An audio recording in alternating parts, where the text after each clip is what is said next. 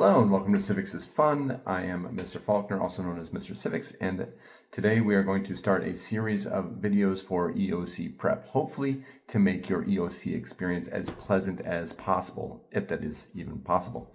So what we're going to look at today is we are going to look at the very beginnings of where our democracy came from, like how did we even end up to where we are today? What is a democracy? Okay, hopefully you know that answer by now. All right, so I'm going to ask you, what is a democracy?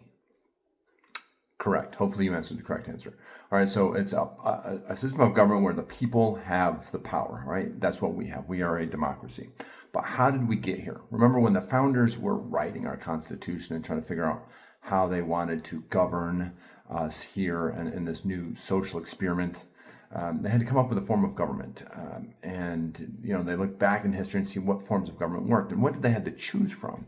Well, obviously, their most recent experience was a monarchy, all right? A monarchy where you have a king or a queen, one person in power, and then power is passed along to the heir, inherited, if you will, and not necessarily given to the most competent person. So that was their experience with Great Britain. That was a monarchy where one person has power. Then, they could have looked to a tyranny or a dictatorship where there's one person in power who steals power and then really just kind of oppresses the people through maybe even military force. Not where we were looking to go. And then you have an oligarchy where there's a small group of people that either through financial or military means are able to come to power, and then they govern the people. Once again, this wasn't the idea that the founding fathers kind of wanted to grab onto. So then they look back to ancient Greece, where they have a democracy, okay? So they have that system of government where the people have the power. And some of the things that came through the idea of democracy is civic participation. If you've watched any of my videos, you know that sometimes I reference this idea that our government wasn't made or designed to be complained about. It was designed to be interacted with. And that's what they had in ancient Greece. They had the civic participation where citizens, which you had to be an adult male, 18 years old, in Greece, to be a citizen. So it wasn't complete citizenship for everybody, but the citizens could participate in things like jury duty and the military and going to the assembly where laws are made and other things are voted on. So that was the idea of civic participation, giving a little bit of power to the people. They also had the right to vote, all right? So now they're ready to vote for things that they wanted. They had a voice. That's really key. They had a voice in how things were going to run. And then we look to ancient Rome, all right? So ancient Rome gave us the idea of representation, all right? Now, people were able to choose someone to represent them in assembly. So when you represent yourself in assembly and you vote on everything, that's a direct democracy, right?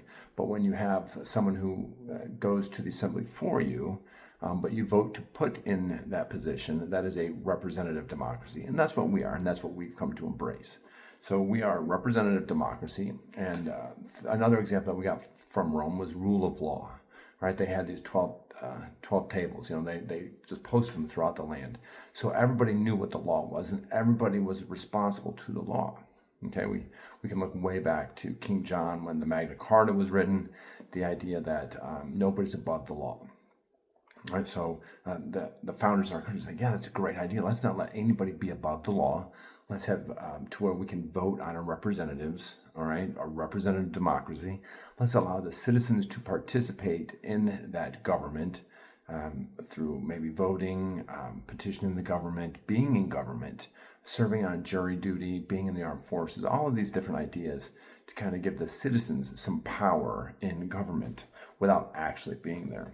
And then separation of powers, the idea of more than one legislative body, which we know was also thanks to Montesquieu, the idea of just 3 different branches of government. And I hope by now we're towards the end of the school year that you know what those 3 branches of government are. Again, this is an EOC prep video. This isn't the first time you're hearing this. So what are the 3 branches of government?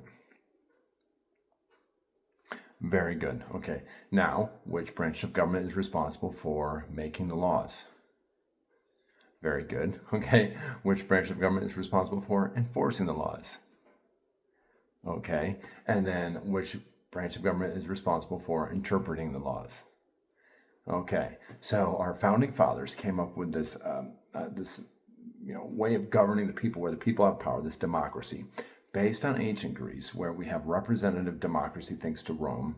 We have civic participation, where citizens participate in voting, jury duty, military, all these things to get the people in the country involved in the governing of the country. And of course, in our Declaration of Independence, it says that to secure these rights that we see, life, liberty, and pursuit of happiness, that to secure these rights, governments are instituted among men, deriving their just power from the consent of the governed. So the government in our country only gets to govern us because we tell them they can. So there you go. So that's just a brief overview of how we arrived to this democracy. And next we'll look at other sources that influenced our founding fathers when creating our government. Hope you just read, review, watch, whatever you can to prepare for the EOC. Have a great day.